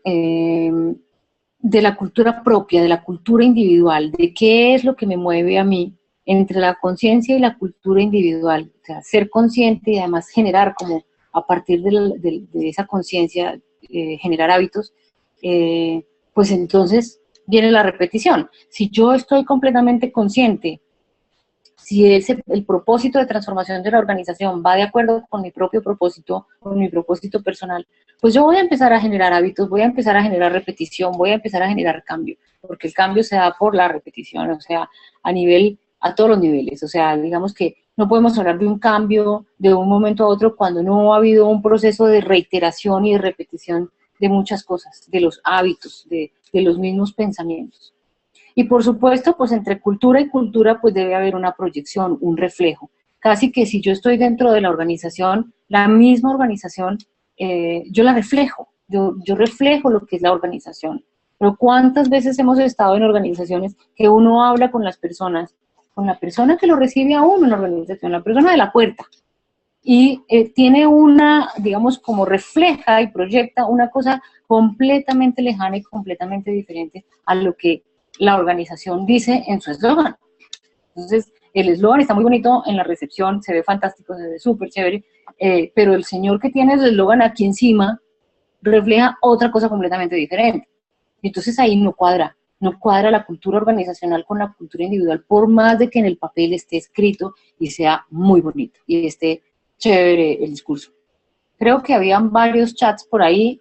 Gustavo, no sé si es que ya estamos muy entusiasmados. Estamos bien de tiempo. Bueno, vamos a leer aquí las preguntas de nuestro chat. Dice Rogelio Guerra, hola, hay veces que los altos directivos, parados en el temor del mismo cambio que requieren hacer, por eso no lo expresan para no exponerse. Acá en México pasó con una empresa a la que yo pertenecía, donde cerró por creer que ellos como directivos tenían la solución. Pues, comentario. Tere Rivas dice, ahora, ¿cómo lograr que un proceso de transformación perdure en el tiempo? Con la conciencia y el compromiso clarísimo de los individuos que hacen parte de esa transformación. De resto, no dura en el tiempo, o sea, no hay nada que hacer. Si yo no soy consciente de que el cambio, la transformación me conviene dentro de mi propósito, dentro de mi cultura y dentro de mis costumbres y dentro de mi proyecto de vida, no hay nada que hacer, no hay nada que hacer. O sea, que dura en el tiempo es porque la organización completa está mirando hacia el mismo lado y quiere transformarse. Y volvemos al lema de la transformación para todos y todos para la transformación. Ese es un eslogan que puede sonar un poco mosquetero, pero es que así es que no hay de otra, y para que sea a largo plazo tiene que ser con los individuos conscientes y comprometidos con la transformación.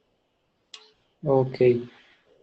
María Esther pregunta, ¿cómo involucras a toda la organización en el cambio? ¿Qué acciones sugieres? ¿No se puede llevar a la mesa de directorio a la organización completa? Muchas gracias. Sí, sería bastante complicado llevar toda la organización a la mesa de dirección, pero en las siguientes diapositivas te voy a contestar esa pregunta. El cómo se involucra a toda la organización. Sí, realmente, como lo mencioné ahorita, el tema no es que todos tengan que estar involucrados en la misma forma. O sea, no podemos pensar que una organización que tiene, bueno, no sé cuánta gente tenga, entre todos pensemos, porque es que no hay forma de complacer a todo el mundo, eso es imposible, sería el caos. Pero eso no significa que no los podamos involucrar, y los podemos involucrar en diferentes formas y de diferentes, digamos, con diferentes funciones y roles que los haga involucrar conscientes de que es algo bueno para ellos. Más adelantico vamos a tener ese detalle. María González pregunta, ¿cuáles serían los impulsores del cambio? ¿Cómo generar esa conciencia?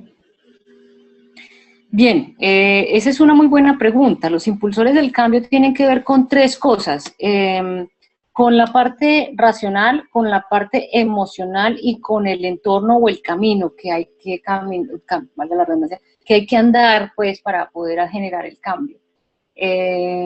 Y hago una analogía, no quisiera como seguir diciendo que más adelante, pero hago una analogía que inclusive la vi y que me ha servido muchísimo en mis procesos con empresas, que tienen que ver con el elefante, el jinete y el camino, y que tiene que ver con que la parte racional, el jinete, quien piensa, quien converge las ideas de la transformación, esté muy claro, tenga una guía para dónde vamos, qué tenemos que hacer, cómo lo tenemos que hacer, todo el tema, las 5 preguntas, pero además de eso haya una motivación. La motivación en la analogía del elefante es mover al elefante. No es tan fácil mover un elefante, no sé si alguno aquí lo haya hecho. Al elefante no se le mueve echándole el cuento, ni se le mueve empujándolo, ni se le mueve haciéndole, no. El elefante es lo que representa la emoción del individuo, y si no movemos esa emoción, entonces pues no se va a mover, y la forma de moverlo es mirando estos 3 elementos que les estoy mencionando abajo, que es lo que a mí como individuo me hace mover, y si no está de acuerdo y si no está alineado o no se da el cambio, o simplemente este individuo, digamos, no puede hacer parte, porque es que también nos tenemos que dar cuenta que hay equipos en los que hay personas que definitivamente pues no nos podemos poner a trabajarles una por una a ver si quiere el cambio o no. Entonces, es un poco eso. Y además de eso, el camino que tiene que recorrer en el proceso de cambio también se puede allanar. El camino también se puede allanar, no tiene que ser un camino de espinas, no tiene que ser una cosa terrible, se puede ir allanando. Lo que tenemos es que tener la conciencia de que es un proceso, no es de un momento a otro y el resto que miren a ver qué hacen. Ok. Aquí dice Diana Duque, si en esta homologación vemos que hay una persona clave en la organización que tiene propósitos totalmente diferentes a los de la organización, ¿cómo se aborda este tema? Yo lo abordaría de frente.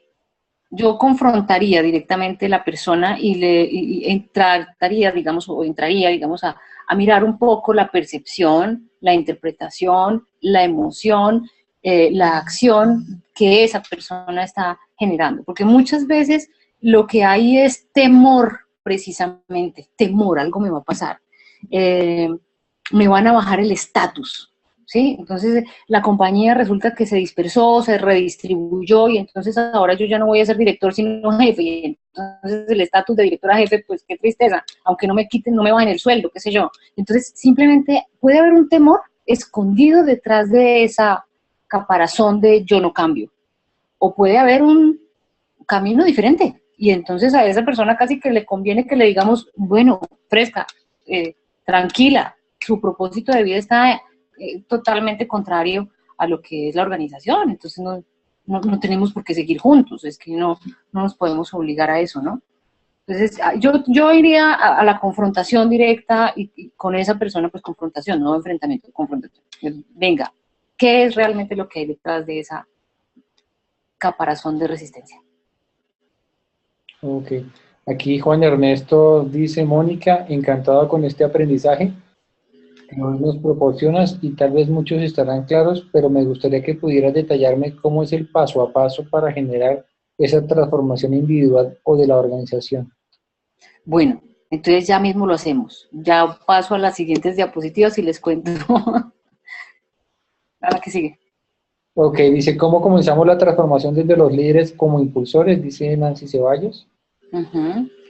Yo creería, Gustavo, si quieres, entonces que me tienes allí a Nancy y de ahí para abajo si hay más preguntas o comentarios y voy a seguir con el tema entonces y de pronto entonces sí, viendo que nos está corriendo un poco el tiempo, les voy a mostrar el cómo, que es lo más interesante, aunque no lo único, ¿no? Porque antes del cómo había 4 preguntas, ¿no? El por qué, el para qué, el qué y el quién. Pensemos en lo que sigue y ahorita seguimos con las preguntas que las veo como muy alineadas con lo que sigue, ¿no? Precisamente. Hablemos de los quiénes y entonces pues uno dice, esta no es una estadística que yo me haya inventado, pero claramente 6 de cada 10 individuos de las organizaciones son infelices en su trabajo y 3 de cada 4 no están involucrados. Y estamos hablando de directivos, de líderes, de equipos y de individuos. Estamos hablando de todos los niveles. Y aquí es donde vamos ante la diapositiva anterior con el tema del propósito, con el tema de la conciencia, del autoconocimiento, de todo, digamos, como de lo que es mi cultura y mis hábitos.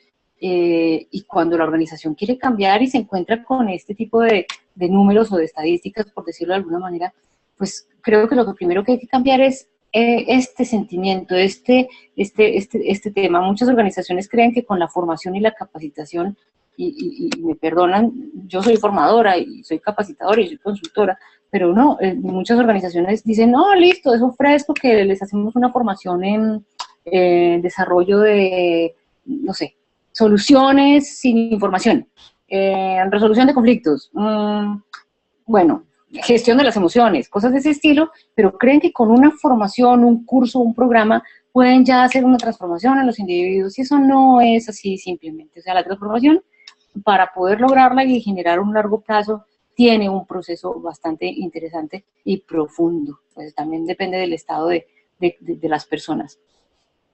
Avancemos un poquito más y entonces miremos los quiénes, entonces cómo hacemos la transformación y miremos entonces en qué estado, de acuerdo con estas mismas estadísticas, se puede encontrar la gente. La gente que genera resistencia, voy a quitar el título para que no me pongan a leerlo allá, que ya más de uno iba leyendo. La gente que genera resistencia, que es esta que está aquí, es la que dice, pues no sé, yo vengo a trabajar, pero pues no sé ni para qué, y la verdad que no me importa, pues yo me gano un sueldo, ya está. O la gente que dice, yo trabajo y lo hago porque tengo que hacerlo. O sea, que ven el trabajo como que lo tengo que hacer. Y somos muchos. Bueno, gracias a Dios no estoy incluida ahí, pero esos son los apáticos, esos son los que dicen, no, a mí no me pongan a hacer otra cosa diferente porque es que eso me genera más trabajo. O la gente que se conforma y dice, me siento culpable si no lo hago, como que tienen cierto nivel de responsabilidad y sentimiento de culpa, pero entonces lo que hacen es, bueno, me conformo, pues digan a ver qué hay que cambiar y yo lo cambio. Pues siga, a ver, déme la instrucción, pero nada, no más. La gente que dice, bueno, me parece importante hacerlo, estoy de acuerdo, ok, listo, manden la instrucción y listo. La gente que dice, esto es importante para mí, y entonces ya se le ve un compromiso mucho más cercano a la transformación, y la gente que dice, me encanta hacer esto era lo que yo quería. Y hay gente, mucha gente de ese estilo. ¿Pero por qué? Les pegan en el corazón, en la pasión, en lo que les encanta. Es que esto de la emoción de me encanta, y por eso genero pasión, y por eso genero qué hay que hacer, muestre a ver dónde me pongo, yo aporto, yo ayudo, me dejan hablar, puedo aportar cosas. Pues eso realmente es la gente, digamos, que necesitan. De ahí para abajo no es que los vayamos a sacar ni mucho menos de la organización, pero hay que trabajarlos, hay que identificarlos primero y trabajarlos. Y eso se trabaja a nivel del ser humano, del individuo. Y entonces toca evaluar a nivel del ser humano y del individuo cómo me veo yo dentro de la organización de acuerdo con mis propósitos, mis principios, mis valores. Y entonces la persona que tiene compromiso y pasión se compromete con su trabajo y hace el trabajo porque es importante para él. No hay forma de cambiar si no se está comprometido y si no se siente esa pasión. Yo diría que los dos primeros son los más preocupantes, y son los que más generan resistencia. Con los dos de la mitad se puede trabajar, porque esos son los indecisos, esos son los que, bueno, pues sí, puede ser, y a ellos se les puede, digamos, como que llegar de cierta forma, y con los dos últimos es como hay que empezar el cambio hay que empezarlo con la gente que ya está convencida, que ya está apasionada por él, y que ya desde el principio dice, háganle. Y esos son los gestores de cambio. Entonces, ¿cómo se involucra toda la organización? Empecemos por los que ya quieren, por los que están convencidos, por los que no hay que decirles, venga, cambiemos, no, porque es que ya viene, es más, los que proponen el cambio, de hecho, que no necesariamente son los directivos. Entonces, podemos empezar a trabajar con ellos, con los que ya están, de hecho, convencidos. Aquí está la analogía que les digo, que no es una analogía que yo haya hecho, pero que definitivamente, y que me gusta mucho porque es de una teoría, es cambiar el chip. Y estamos hablando de lo que les mencionaba ahorita, el jinete, el elefante y el camino es una analogía que me parece fantástica. ¿Y cómo se transforman los individuos? Entonces ahí está, claramente, dirigir al jinete es lo primero. El jinete es la parte racional del cambio, es el ¿para qué? ¿Por qué? ¿Cómo? ¿Con quién? Es la parte de, estamos claros, vamos a la estrategia, vamos a esto, es decir, es el plan, es la parte racional. Motivar el elefante, esas son las emociones y lo que les decía ahorita. Una cosa es mover el elefante y otra cosa, bueno, también puede haber elefantes muy motivados y sin jinete, pues eso sí podría ser un caos más grave todavía.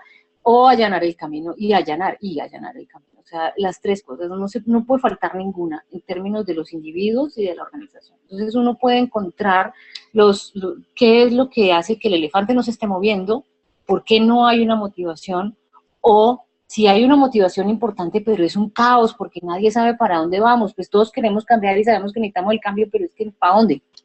O tenemos la motivación y tenemos bien claro para dónde queremos y cómo lo vamos a hacer, pero tenemos un camino que necesitamos ir allanando poco a poco para irlo recorriendo. Estas tres cosas son la forma el cómo podemos ir transformando esos individuos. O sea, si ustedes van conmigo, vamos viendo, perdónenme, devuelvo, digamos, estas categorías de los grupos, de las personas que hacen parte de la organización y que no las podemos identificar desde las herramientas, digamos, herramientas de evaluación y de diagnóstico, y no estamos hablando de cuestionarios, sino de hablar con ellas, tener, digamos, unos programas de relacionamiento y de preguntas. La gente habla. Yo he tenido experiencias fascinantes en organizaciones que quieren cambiar y es increíble ver cómo los grupos de personas hablan con uno en un taller y les gusta y quieren que los escuchen. Es que todos queremos ser escuchados a la hora de la verdad, ¿no? Entonces sí se puede generar un momento, un espacio para tener esa información. Perdónenme la velocidad aquí del cambio. Entonces, como veníamos hablando, el jinete hay que dirigirlo. Entonces, las preguntas claras para el jinete, y estamos hablando del jinete, no estoy hablando del directivo, ni estoy hablando de los vices, ni estoy hablando del jefe. El jinete es el lado izquierdo de los seres humanos, del cerebro, el hemisferio izquierdo, el racional, el que dice, bueno, ¿y entonces cómo va a ser esto? Entonces los individuos de la organización tienen la dirección clara, tienen los objetivos traducidos en tareas y en comportamientos, porque esto de, bueno, no, listo, vamos a hacer un cambio, pero cada cual mire a ver cómo lo hace, pues eso sí está bien complicado, ¿no? Y si se dan cuenta, ahí de por sí ya estamos involucrando a las personas, ya les podemos decir, ¿cómo cree usted que puede traducir el cambio, esta transformación en tareas y comportamientos concretos en su día a día? Ellos mismos dan la solución, yo les aseguro que sí, a menos de que pues, el personaje ya definitivamente está en el primer nivel de apatía. El jinete está viendo a largo plazo, realmente ¿qué tenemos? Tenemos la meta, el horizonte claro. Yo no hace mucho estuve en una organización en donde querían hacerla, replantear la planeación estratégica, y entonces cuando yo empecé con ellos, yo les llevé al taller pues el tema, la misión, la visión, los valores y todo el tema, y cuando les leí la visión, ellos decían que ellos querían ser los primeros a nivel latinoamericano, no voy a entrar en detalles, ¿no? Pero querían ser los primeros a nivel latinoamericano en su sector. Entonces uno les pregunta, listo, ¿y en qué puesto están? Ah, bueno, estamos en el 18, ok, listo. Y tenemos claro qué se necesita para pasar del 18 al 17, al 16, al 15, al 14, ¿verdad? O sea, tenemos claro todo ese proceso, cuánto dura y qué significa y en términos de qué, en términos de ventas, en términos de... Y eso como cero, o sea, realmente no, ni idea, mejor cambiemos la visión. Es difícil eso, ¿no? Entonces muchas veces ni siquiera tiene claro el norte. El destino es atractivo para el jinete, o sea, realmente el lado izquierdo dice, oiga, chévere, a mí me gustaría ir allá, esos son los resultados que quiero. Pero no porque los mandó la casa matriz en una orden, sino porque estoy convencido de que definitivamente eso es bueno y atractivo. ¿Y el jinete sabe qué camino tomar para llegar al destino? Esa es una buena pregunta, para el lado racional. El lado emocional, que es el lado de motivar al elefante. ¿Cómo se motiva un elefante? Pues esas son las emociones. ¿Cómo se manejan? ¿Cómo se busca? ¿Cómo se hace? ¿Cómo se empuja un elefante? ¿Cuáles son los sentimientos que tiene el elefante en este momento? Es que a la gente hay que preguntárselo y la gente lo dice. La gente lo dice. O sea, unos más fácilmente que otros. Y ustedes, la mayoría, los que son coach, los que han trabajado, así como yo con las personas, yo he tenido momentos en los que la gente expresa y hay que generar los espacios para que la gente expresa qué es lo que está sintiendo con respecto al cambio. ¿Cómo se pueden gestionar los sentimientos negativos? Ese es otro tema. Preguntémonos eso. ¿Qué está pasando? La persona que no quiere hacer el cambio, ¿qué es lo que le pasa? ¿Cómo gestionamos eso? ¿Cómo le ayudamos? ¿Cómo se puede potencializar los sentimientos positivos? También es importante, ¿no? Hay que potencializarlos para donde es, ¿no? Porque es que también puede ser, como les decía ahorita, un elefante muy motivado, pero sin jinete, pues puede ser un desastre. Y cómo se puede identificar el elefante con el cambio, cómo me siento identificado, cómo mis emociones van con eso. La figurita que les mostré antes con el tema de la organización y el tema de los individuos. Bien, y por último el entorno, que es modifiquemos el entorno. Es que no solamente se trata de que tengamos claro para dónde vamos, que además de eso estemos motivados, sino que cómo nos podemos facilitar el viaje cómo podemos eliminar fricciones y cómo generamos señales para informar, para comunicar, cómo vamos viendo el tema, cómo vamos generando logros además, pequeños logros o grandes logros, o cómo podemos realmente ir viendo que el camino nos está permitiendo avanzar. Estas son las tres cosas que tenemos que mirar en el cómo de los individuos de la organización, y que por supuesto generan una sinergia, todos los individuos, digamos, claros en su jinete, en su elefante y en su camino. Y no se trata de llevarlos de la mano o peinarles moños, como decimos aquí en Colombia, sino de que se involucren y ellos mismos lo definan.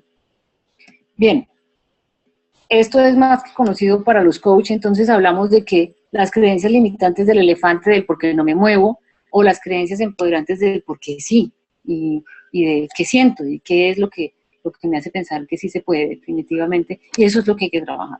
Eso es lo que hay que trabajar. Ustedes lo saben muy bien, y si uno no trabaja las creencias limitantes, pues no hay cambio que sirva, porque es que eso obligado no funciona. ¿No? Eso le pueden decir a uno, sí, jefe, listo, perfecto, yo sí estoy con usted, no se preocupe. Y vaya, óigalo, a ver qué dice en la cafetería o en el baño. No, hay que trabajarlo desde el fondo, desde el cuerpo del iceberg, no solamente la parte de arriba la que se ve. ¿Cómo transformamos organizaciones? Aquí seguimos con el cómo, que me lo preguntan, me lo están preguntando. Pues por supuesto que las herramientas están allí mencionadas, pero yo esta analogía que la tengo aquí, que está basada en el libro del viaje del héroe de resonancia de Nancy Duarte, que es fascinante el tema de la resonancia. Esto lo que muestra es el viaje del héroe. ¿Quién es el héroe? El individuo, la persona que está, digamos, en la organización, y que por supuesto siendo varias, pues ya conforman una organización. ¿Cómo funciona este cómo? Entonces, pensemos en el viaje del héroe. El viaje del héroe empieza con un mundo ordinario. Están en el mundo ordinario, simplemente ellos, sí, lo que pasa actualmente, y ahí debe haber una observación y un diagnóstico. Observemos primero, porque muchas veces lo que vemos a primera vista no es lo que es. Lo que ven los directivos no es lo que ven los equipos de trabajo. Observémonos y hagamos un diagnóstico en términos del elefante, el camino y el jinete. Después entonces hagamos una llamada a la aventura, y esa llamada a la aventura es la gran oportunidad. Es decir, bueno, vamos a hacer un cambio súper positivo, pero que generemos, revisemos entre todos, y ahorita miramos cómo involucramos el todos, que es la pregunta que me hacían ahorita, cómo generamos esa gran oportunidad. Y por supuesto, cuando a uno lo llaman a una aventura, entonces uno dice, uy, no, como que, ¿esto qué vendrá haciendo después? Esto aquí Y entonces lo que se produce es el rechazo a la llamada, y tenemos que estar claros en que eso va a suceder, y que además de eso es lo normal, o sea, todos hemos tenido algún cambio en la vida que nos ha generado un rechazo en un momento dado. Pero si sabemos que va a suceder, por lo menos estamos claros en que, bueno, no es algo que no pueda o que no se deba generar, ¿no? Es que va a haber rechazo, y cómo lo vamos a manejar. Lo manejamos porque va a haber mentores, va a haber esos gestores de cambio, va a haber gente que está apasionada, que lo tiene claro desde el principio y que desde el principio apoya. Esos son los mentores, los gestores de cambio. El experto que acompaña, y experto aquí, más de referirme a una persona que tiene experticia en lo que sea, me refiero es a los apasionados, a los que ya dicen, esto es lo que necesitamos y ya, listo, soy parte del equipo de los gestores. No importa en qué parte de la organización se encuentre este gestor de cambio, ¿no? Porque hay gestores de cambio que están en la planta de producción, que están en la puerta, porque son los que ven a los clientes todos los días. Hay gestores de cambio en todas partes de la organización. Cruzamos el umbral, ¿y eso qué significa? Que hay un compromiso con la idea. La idea. Bueno, sí, hay un compromiso, listo, hagámosle, vamos y ya hay una generación de conciencia a partir del trabajo con los gestores de cambio y del apoyo con los gestores de cambio. Pero a partir también de ahí se generan aliados y enemigos, o sea, empiezan a mí me parece que sí, a mí me parece que no, las discusiones, las conversaciones por ahí debajo de la mesa, todas esas cosas se empiezan a generar a partir de ese punto. Y entonces tiene que haber un verdadero trabajo para que haya una decisión de compromiso. Pero cuando estamos en todo ese trabajo aparece la cueva oculta en el viaje del héroe, es decir, la oscuridad. Y entonces vamos a impulsar la idea, tratamos de seguir, generamos una prueba, tenemos unos traumas, todo esto sucede en el ciclo del cambio. Pero bueno, empieza a haber resultados. Y ahí es donde es importante en el proceso de cambio empezar a dar claramente, poco a poco, digamos, resultados, pruebas, recompensas, logros. Luego empieza el camino de regreso, y de regreso es, ok, listo, volvemos entonces a un cierto mundo ordinario, pero con un cambio, y logramos tener un mundo nuevo. Este viaje del héroe, digamos, esta adaptación que yo hice de todo lo que es transformar la organización, es un cómo bien interesante que puede mostrar, digamos, la forma en la que se puede hacer un verdadero cambio en una organización. Pero eso requiere trabajo, conciencia y compromiso de la gente. Muy bien, aquí hay un punto que ya digamos, como estoy terminando, y quiero dejar, aunque sea unos minutillos para quienes quieren hacer alguna pregunta.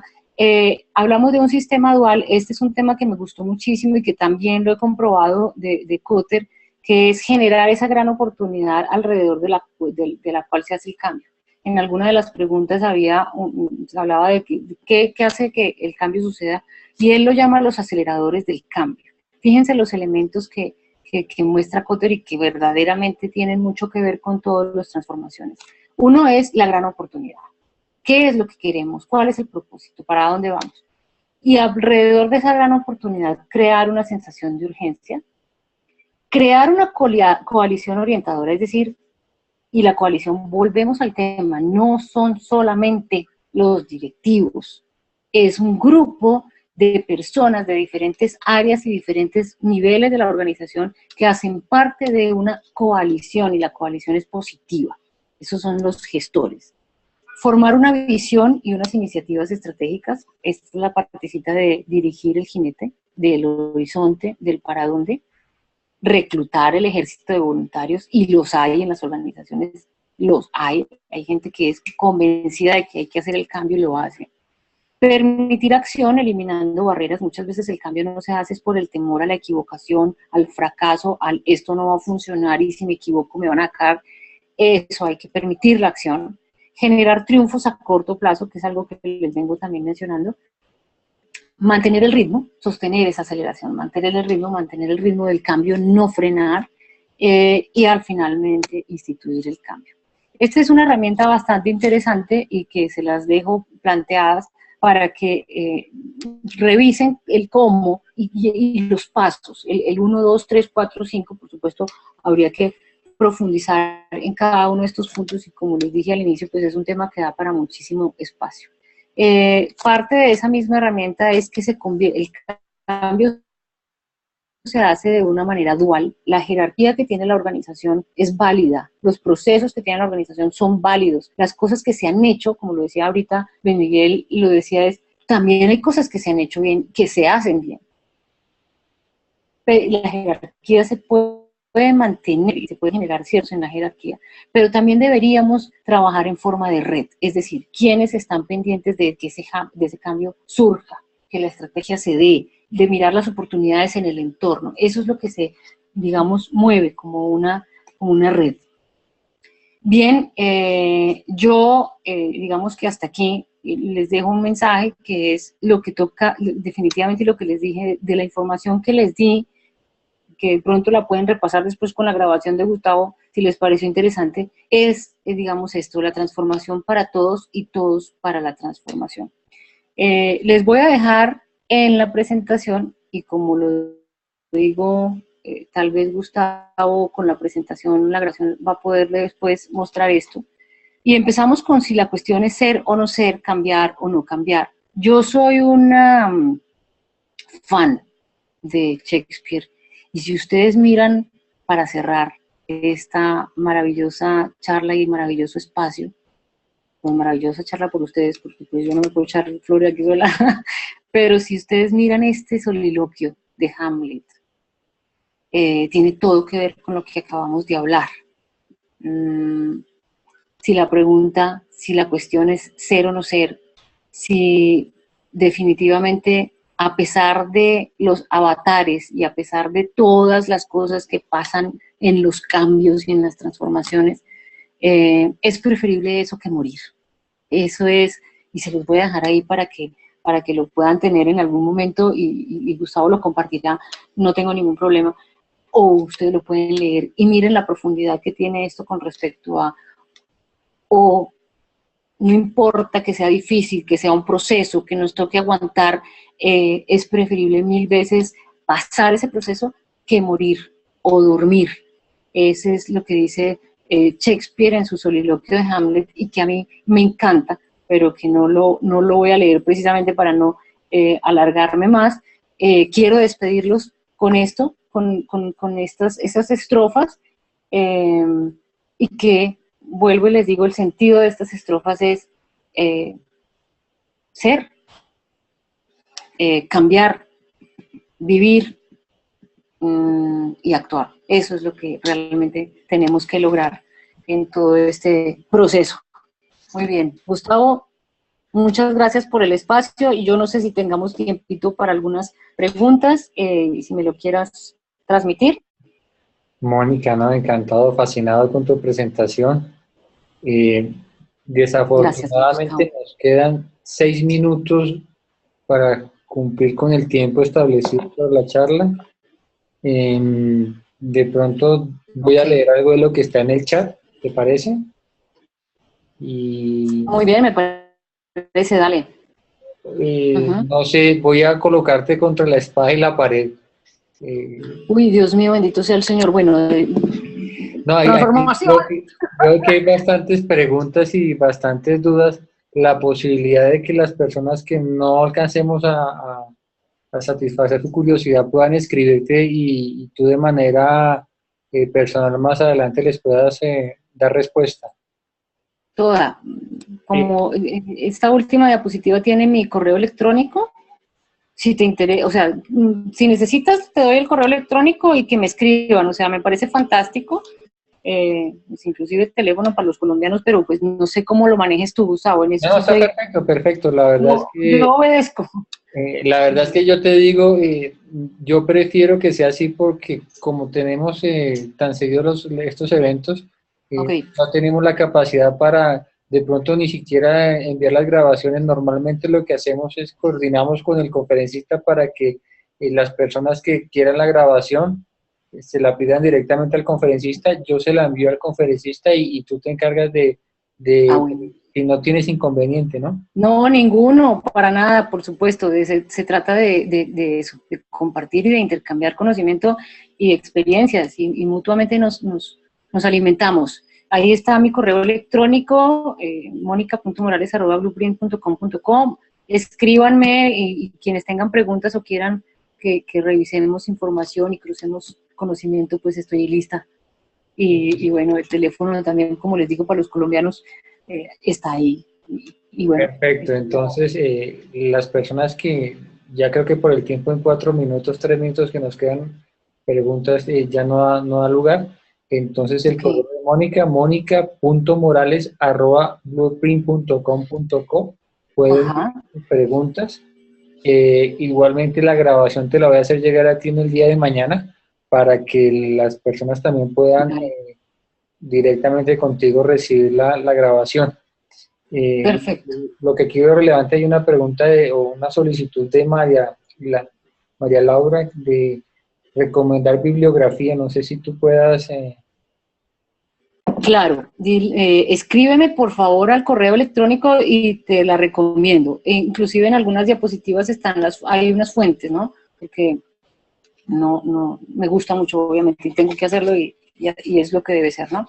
Pero me escribes y te recomiendo bibliografía, la que quieras, con respecto a todas las teorías que te digo yo aquí. Hay varios libros bien interesantes y bien chéveres para generar estrategias y herramientas de cambio. Lo que leo aquí en el chat es una agradecimiento general de casi 25 chats de agradecimientos, Mónica, por la excelente conferencia, bendiciones. Gracias, qué bonito. De escucharte, agradecimientos, fantástico. ¿Cuándo vuelves a dar otra? Bueno, qué bonito, me alegra mucho realmente porque pues uno nunca está, y sobre todo los que están más tarde, bueno, para escuchar algo que sea agradable, me parece fascinante que haya sido agradable para ustedes y estoy a disposición y bueno, no sé, muchas gracias.